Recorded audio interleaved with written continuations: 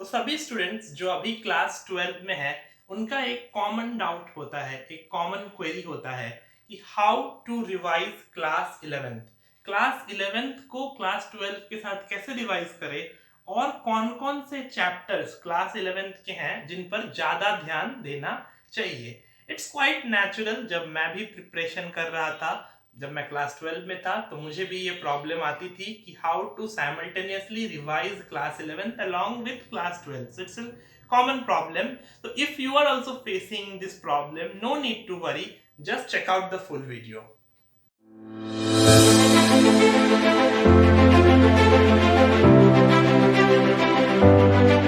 Hello everyone and I welcome you all to today's video. आज के video में मैं आपको बताऊंगा क्लास 11th के किन किन चैप्टर्स को ज्यादा ध्यान देना चाहिए और कैसे आप क्लास 11th का रिवीजन इफेक्टिव वे में कर सकते हैं क्लास 12 के साथ।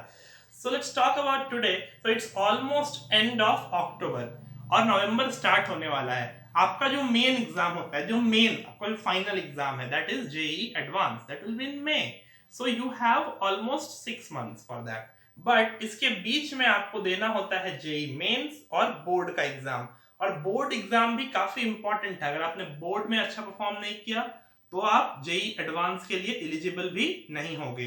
तो बोर्ड में भी अच्छा परफॉर्म करना इंपॉर्टेंट है। तो उसमें भी अगर मैं बात करूं स्टेट बोर्ड की या सीबीएसई बोर्ड की, तो बोर्ड का जो एग्जाम होता है it's somewhere between mid March. So जनवरी फरवरी मार्च बच्चों का बोर्ड के प्रिपरेशन में ही चला जाता है। फिर अप्रैल में आपका जेई मेन 2 होता है एंड देन 40 डेज के बाद जेई एडवांस होता है। तो इस बीच में अगर आपने अभी तक 11th का रिवीजन नहीं किया है तो आपको प्रॉपर टाइम नहीं मिलेगा फिर से 11th रिवाइज करने का, and that is where people lack. So that is why you have to start now. और अभी आपके पास जो 2 महीने का टाइम है, November and December, you have to fully focus on 11th and 12th as well. और आपका मेन फोकस होना चाहिए क्लास 11th के रिवीजन पे। तो अगर मैं बात करूं कि सबसे पहले इंपॉर्टेंट चैप्टर्स क्या क्या हैं, दिस इज वेरी इंपॉर्टेंट। तो let's start with physics.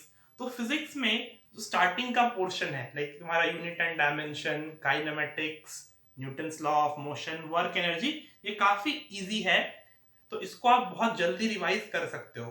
But जो मैकेनिक्स 2 का पोर्शन है, like your centre of mass, rotation, momentum conservation वाला, ये काफी कॉन्सेप्चुअल है और इसमें काफी प्रॉपर अंडरस्टैंडिंग चाहिए होती है और बच्चे जनरली इसको डिफिकल्ट मानते हैं। तो ये वाले टॉपिक को आपको अच्छे से रिवाइज करना पड़ेगा, क्योंकि अगर आपने इसको अच्छे से रिवाइज नहीं किया तो आप डेफिनेटली सफर करोगे, क्योंकि एग्जाम में कई प्रॉब्लम्स इन टॉपिक से आते हैं। नाउ नेक्स्ट पार्ट जो फिजिक्स का पार्ट 2 है, उसमें थर्मोडायनामिक्स तो सबसे इंपॉर्टेंट है ही। पूरा तुम्हारा thermodynamics, kinetic theory of gases, उसके बाद हीट ट्रांसफर, अलग अलग मेथड्स, थर्मल एक्सपेंशन वगैरह, ये सब तो अच्छे से होना ही चाहिए कमांड इस पे। Next is your waves and SHM is also very important topic और इसके भी 2-3 सवाल आ जाते हैं। तो 11th की फिजिक्स में इतना आपका इंपॉर्टेंट पोर्शन था। Now let's talk about chemistry. तो फिजिकल केमिस्ट्री में मैं फिर से वही बोलूंगा, जो इनिशियल चैप्टर्स है, लाइक तुम्हारे मोल कंसेप्ट हो गया, atomic structure, gas law, these are pretty easy and can be done in very less amount of time. ठीक है। Now coming to the major chapters like thermodynamics हो गया या केमिकल इक्विलिब्रियम हो गया या आयनिक इक्विलिब्रियम हो गया, these chapters do require thorough understanding and you have to put in extra effort for these chapters and these are very important. देखो thermodynamics को तुम इग्नोर कर ही नहीं सकते हो, क्योंकि थर्मो अगर तुम्हारा वीक होगा तो काइनेटिक्स भी वीक होगा, और थर्मो वीक होगा तो इलेक्ट्रोकेमिस्ट्री भी वीक होगा। आगे 12th क्लास में लिक्विड सॉल्यूशन भी वीक होगा। तो थर्मोडायनामिक्स और इक्विलिब्रियम तो आपको अच्छे से करना ही है, और आयनिक इक्विलिब्रियम भी साथ ही साथ कर लो इक्विलिब्रियम के, क्योंकि कॉन्सेप्ट ऑलमोस्ट सिमिलर है। Now coming to inorganic chemistry. Inorganic में अपने पास ज्यादा चैप्टर्स है नहीं क्लास 11th में।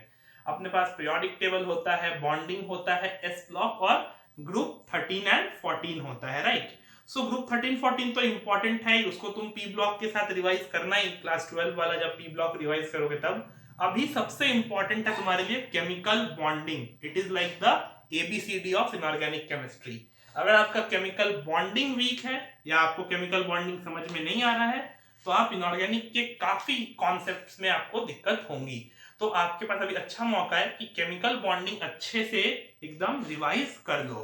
Now coming to organic chemistry. Organic chemistry में अपने पास क्या क्या होता है, तो अपने पास होता है नोमेनक्लेचर, आइसोमेरिज्म, वो प्रैक्टिकल ऑर्गेनिक केमिस्ट्री वाला पार्ट, फिर तुम्हारा जनरल ऑर्गेनिक केमिस्ट्री होता है, और फिर हाइड्रोकार्बन होता है।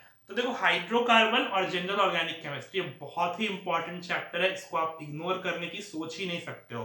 और सबसे इंपॉर्टेंट यहाँ पर है जनरल ऑर्गेनिक केमिस्ट्री। अगर आपने जनरल ऑर्गेनिक केमिस्ट्री जीओसी नहीं समझा तो आपको ऑर्गेनिक में बिल्कुल कुछ नहीं समझ में आएगा, कौन सा रिएक्शन में क्या हो रहा है, आप रिएक्शन मैकेनिज्म तक नहीं लिख पाओगे खुद से।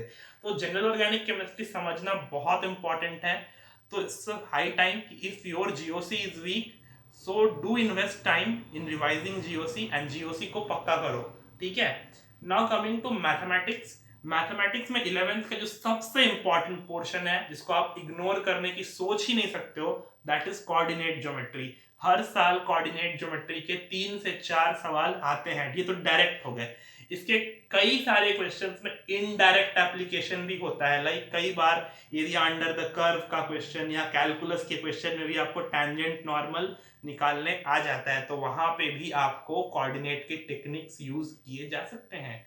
तो coordinate geometry is very important. अगर आपका कोऑर्डिनेट ज्योमेट्री वीक है तो मैं अभी यही बोलूंगा आपको कि अभी आपके पास बहुत मौका है, 2 महीना बहुत ज्यादा टाइम होता है, आराम से कोऑर्डिनेट ज्योमेट्री एक एक चैप्टर उठाओ और बनाते जाओ, ठीक है। हर वीक एक chapter, like first week straight line, second week circle, third week parabola, fourth week ellipse, fifth week hyperbola, इस तरह से इसको कर लो।